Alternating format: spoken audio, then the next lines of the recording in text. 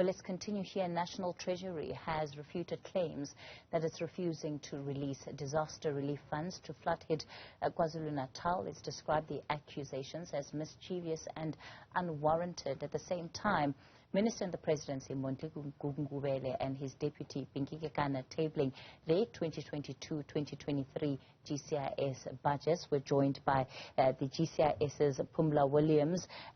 Ms. Williams, good evening to you. Thank you so much for your time. Let's just begin with this issue of the funds that were meant for KZN. The President spoke about 1 billion rand. In all of the budgets that were tabled in KZN in the last 2 weeks or so, all of the MECs emphasized the fact that they had not received their promised allocations yet. What is the hold-up? What's actually happening with these monies? Thank you very much, Kathy, and good evening to the viewers, and thanks for having me.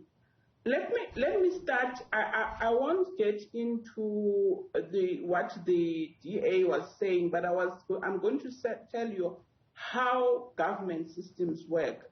I think we might have to remind South Africans that a lot of bridges that had collapsed have been fixed.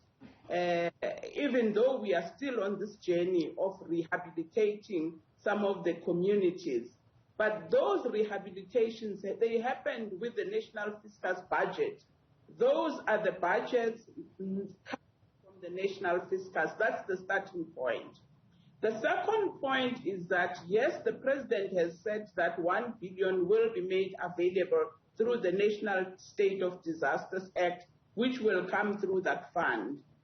But what we should be also saying is that government has put in system equally by Parliament that the PFMA and the National State of Disaster Act prescribes how these funds should be utilized and should be accounted for.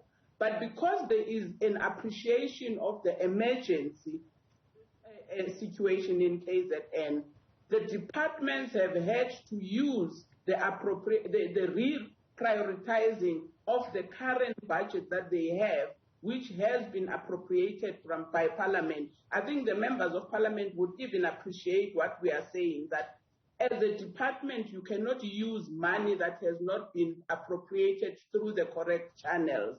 However, you can use the funds that you currently have by reprioritizing, and in the next cycle of adjustments estimate, those kinds of alignments, then they get done. So we would like to assure South Africans that those funds will be made available and they will be accounted for as the President has indicated. The reprioritization that the government is currently doing, both at provincial level and as at national level, it's a stopgap to make sure that we deal with the emergency that we have.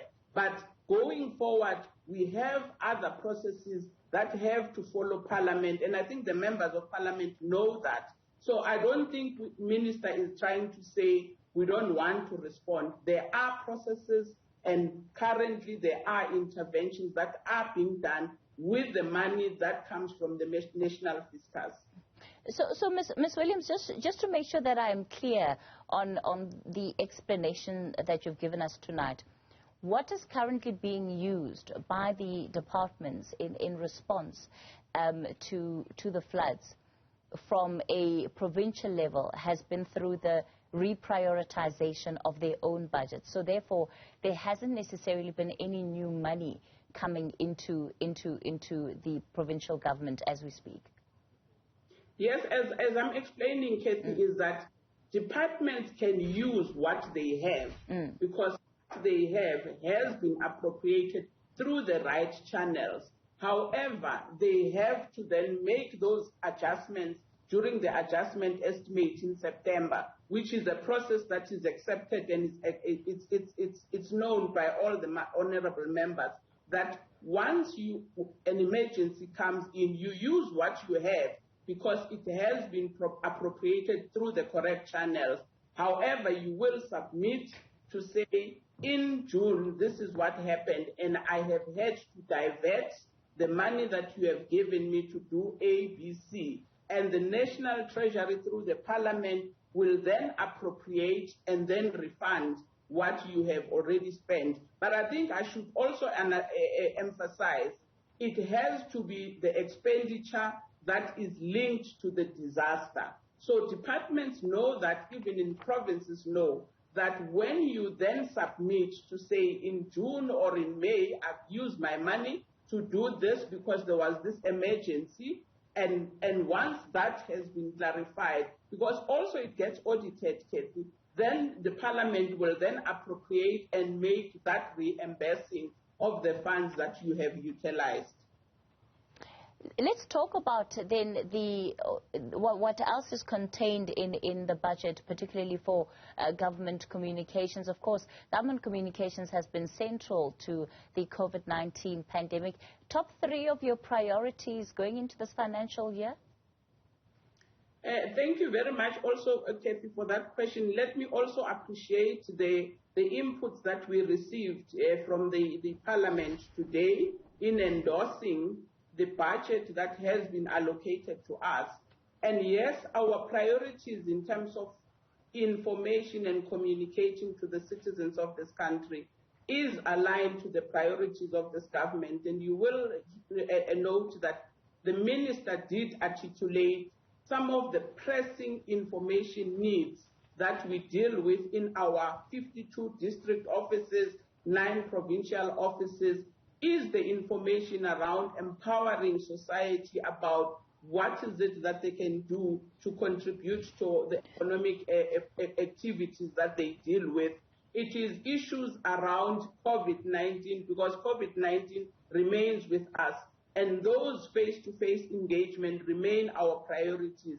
And also the narrative of educating South Africans around corruption will always remain as part of our area of communication and information, because information at the ground level, it is about educating society why they shouldn't participate in things like corruption or getting a bribe. Right. It is about educating society what is it that they need to do to expose what is not acceptable within the society. But the most important thing, Kathy, what we try and do at a community level is to make some of the services available to those communities in terms of information. I'll cite an example. All right. Business. Unfortunately, Ms. Phumla, we're running out of time. I've got to go to a quick ad break. I can't indulge any further than what I have. Apologies for that. GCIS's Phumla Williams.